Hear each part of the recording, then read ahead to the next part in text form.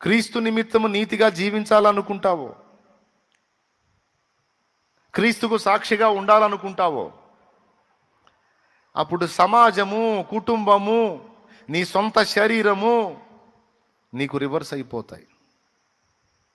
ఈ మూడింట్లో ఏదో ఒకటి నీకు రివర్స్ అయితే, కొంతమందికి మూడు రివర్స్ అవుతాయి.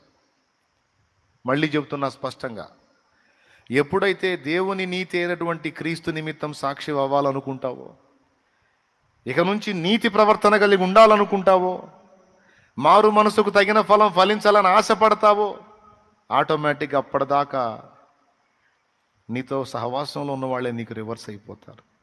నీ కుటుంబమే నీకు రివర్స్ కావచ్చు, నీ సమాజం నీకు రివర్స్ కావచ్చు, నీ కొలీగ్స్ నీకు రివర్స్ కావచ్చు, నీ సొంత శరీరమే నీకు రివర్స్ అయిపోతుంది. ఇప్పటిదాకా నీకు లేని ఫైట్ ఒకటి ఇప్పుడు స్టార్ట్ అయింది.